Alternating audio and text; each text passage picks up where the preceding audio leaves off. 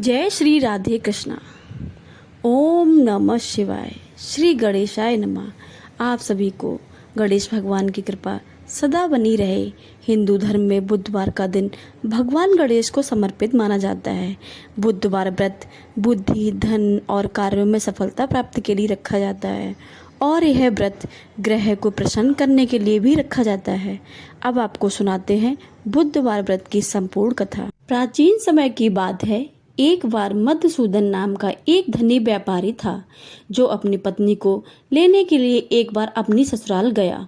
वहां वह कुछ दिन तक रहा और फिर एक दिन उसने अपनी सास ससुर से विदा करने को कहा, किंतु वहां पर सब कहने लगे कि आज बुधवार का दिन है और आज के दिन लड़की को अपने मायके से विदा करना शुभ नहीं माना जाता है। लेकिन वह व्यक्ति नहीं माना और बुधवार के दिन ही अपनी पत्नी को विदा कराकर वहां अपने नगर में की ओर चल पड़ा। रास्ते में उसकी पत्नी को प्यास लगी तो वह व्यक्ति लोटा लेकर रथ से उतरकर पानी लेने चला गया। जैसे ही वह पानी लेकर आया, उसकी पत्नी के पास वापस लौटा तो देखकर आश्चर्यचकित रह गया कि उसके ही जैसी शक्ल सूरत और वेशभूषा वाला एक व्यक्ति उसकी पत्नी के साथ रथ में बैठा हुआ था। वह क्रोधित हुआ और उसने क्रोध से कहा कि तू कौन है जो मेरी पत्नी के पास बैठा हुआ है। तब दूसरा व्यक्ति बोला, यह मेरी पत्नी है, इसे मैं अभी ससुराल से विदा कर कर लेकर आया हूँ। अब तो वो दोनों व्यक्ति आपस में झगड़ा करने लगे। तभी राज्य के सिपाही आकर लौटे वाले व्यक्ति को पकड़ने लगे। उस स्त्री से पूछा कि तुम्हारा असली पति कौन है, बताओ। तब वह पत्नी शांत रही क्योंकि देखने में दोनों व्यक्ति एक जैसे थे। अब भला अपना असली पति बताती। और वह व्यक्ति ईश्वर से प्रार्थना करता हुआ कहने लगा, परमेश्वर, यह आपकी कैसी लीला है। प्रभु, इस असमंजस से, इस विपत्ति से मुझे बाहर निकालिए। यह आपकी कैसी लीला है प्रभु कि सच्चा झूठा बन रहा है। तभी आकाशवाणी हुई कि मूर्ख, आज बुधवार के दिन तुझे यात्रा नहीं करनी चाहिए थी, पर तूने किसी की बात नहीं मानी और चल पड़ा। यह सब लीला बुद्धदेव भगवान की है। तब उस व्यक्ति ने हाथ जोड़कर सच्चे मन से बुद्धदेव से प्रार्थना की। उसने अपनी गलती के लिए क्षमा मांगी और तब बुद्धदेव की कृपा से वहां दूसरा व्यक्ति जो उसके ही जैसे शकल सूरत वाला था, अंतर्ध्यान हो गया। उसके बाद वह व्यक्ति अपनी स्त्री को घर लेकर आया। इसके बाद से ही वो दोनों पति पत्नी बुधवार को व्रत का सप्ताह नियम पूर्वक करने लगे। इस कहानी से यह शिक्षा मिलती है कि बुद्धिमत्ता का उपयोग सही समय और सही जगह देखकर करना चाहिए। मान्यताओं के अनुसार बुधवार के दिन किसी भी स्त्री को अपने मायके से ससुराल के लिए यात्रा नहीं करनी चाहिए। दोस्तों, अब सुनिए बुधवार व्रत की एक और कथा। बहुत समय पहले की बात है। एक गांव में एक विधवा अपनी बहू के साथ रहती थी। बहू थोड़ी मंदबुद्धि थी और उसे भूख बिल्कुल भी सहन नहीं होती थी।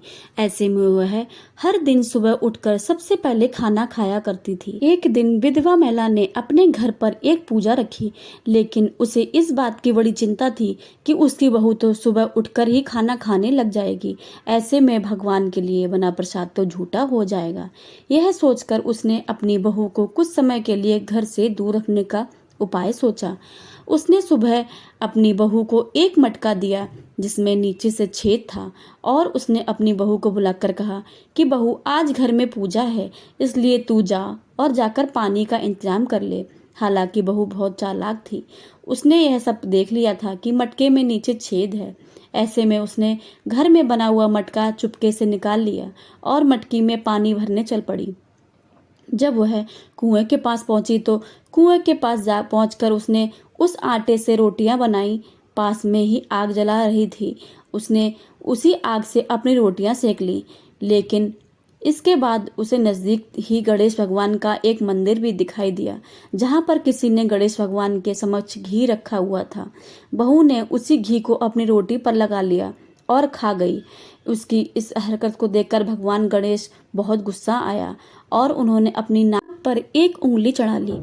कुछ समय के बाद जब गांव वालों ने देखा तो उन्हें बड़ा आश्चर्य हुआ और उन्होंने भगवान गणेश को लाख समझाने की कोशिश की, लेकिन उन्होंने अपनी उंगली वापस नहीं हटाई। धीरे धीरे यह बात राजा तक पहुंच गई।